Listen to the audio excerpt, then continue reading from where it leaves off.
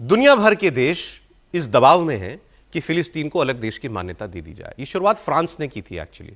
अच्छा, फ्रांस की सरकार की पोजीशनिंग जो है वो कभी लेफ्ट हो जाती है, कभी राइट हो जाती है, वो दोनों तरफ खेलते हैं। तो उन्होंने तो कर दिया, अब वो फिलिस्तीन के मुद्दे पर पूरी तरीके से साथ हैं फिलिस्तीन के। इटली में जो सरकार है, क्या जॉर्जिया मेलोनी, उनकी जो सरकार है वो बिल्कुल राइट विंग सरकार है, कट्टर राइट विंग सरकार है, वो कट्टर राइट विंग नेता है मेलोनी। उनके ऊपर ये बड़ा दबाव पड़ा कि फ्रांस के राष्ट्रपति इमैनुअल मैक्रोन ने जिस तरीके से यूनाइटेड नेशंस में मिडिल ईस्ट पीस प्रोसेस की मीटिंग बुलाई और फिलिस्तीन को स्वतंत्र देश की मान्यता देने वाले देशों की संख्या 155 तक पहुंच गई, तो इसमें इटली भी हमारे साथ खड़ा हो। लेकिन अमेरिका और इजराइल के साथ खड़े होते हुए इटली ने फिलिस्तीन को मान्यता नहीं दी। यह इंपॉर्टेंट है आपको बताना। कल रात दरअसल फ्रांस ने एक समिट बुलाया यूएनजीए में, जनरल असेंबली में, उस जनरल असेंबली की मीटिंग से पहले, और वहां पर बहुत सारे और देश आ गए जिन्होंने मान लिया स्वतंत्र देश, अपने संप्रभु देश फिलिस्तीन को। तो वहां जो पैलेस्टीनियन अथॉरिटी है, जो वेस्ट बैंक में इजराइल में जिनके पास सत्ता है, उनके जो चेयरमैन हैं, उनको आना था कल के इस समिट में न्यूयॉर्क। उसको वीजा नहीं दिया अमेरिका ने।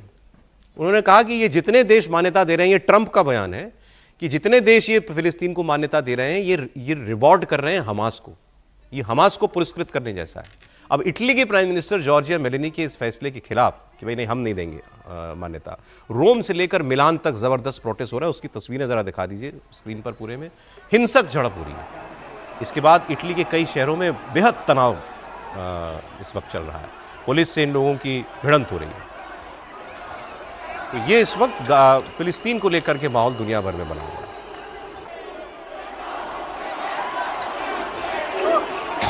इटली की सरकार के खिलाफ प्रदर्शन हो रहा है फिलिस्तीन के मुद्दे पर कि फिलिस्तीन को मान्यता दीजिए। लेकिन जॉर्जिया मेलोनी खड़ी हैं नेतन्याहू और ट्रंप के साथ। तो क्या ये दुनिया भर की राइट विंग सरकारें क्या दबाव में हैं, और क्या ये नेतन्याहू की करनी है? नहीं, ये सिर्फ इसमें राइट विंग जैसा कहना भी कोई बहुत ठीक नहीं होगा। सवाल ये है कि फिलिस्तीन को मान्यता देना या नहीं देना है, ये कोई देश अपनी सोवरेन पॉलिसी के आधार पर तय करेगा, या इस तरह के दंगे, इस तरह की आगजनी, इस तरह की हिंसा के आधार पर तय करेगा। और अगर फिलिस्तीन के समर्थक सब हिंसा ही कर रहे हैं तो ये भी खतरनाक है। फिर हमने तो बहुत पहले फिलिस्तीन को देश के तौर पर मान्यता दी है, लेकिन फिलिस्तीन की जमीन से हमास ने, और हमास के साथ जो दूसरे अगल बगल के जो देश रहे, मुस्लिम देश रहे, उन्होंने जिस तरह से आतंकवादी हमलों को समर्थन दिया है, वो तो खतरनाक है। उस पर ये बात क्यों नहीं हो रही? और आज जो लोग जितने भी देश समर्थन दे रहे हैं, ठीक है, बड़ी अच्छी बात है, ब्रिटेन ने दे दिया, फ्रांस ने दे दिया, वो ठीक बात है। लेकिन क्या किसी भी देश को अपनी पॉलिसी तय करने का अधिकार अपने देश के नागरिक के आधार पर है, या दूसरे देश के लोग उसके समर्थक क्या कर रहे हैं उसके आधार पर? फिर तो हम कहेंगे कि रोहिंग्या आए थे हैदराबाद में, मुर्शिदाबाद में और देश के और कई हिस्सों में, उनके समर्थन में रैलियां निकल पड़ी थी। दिल्ली में तो दंगे तक हुए थे। उन दंगों में कई बार कहा जाता है कि जो घुसपैठी हैं वो शामिल हैं। बड़ी खतरनाक चीजें हैं।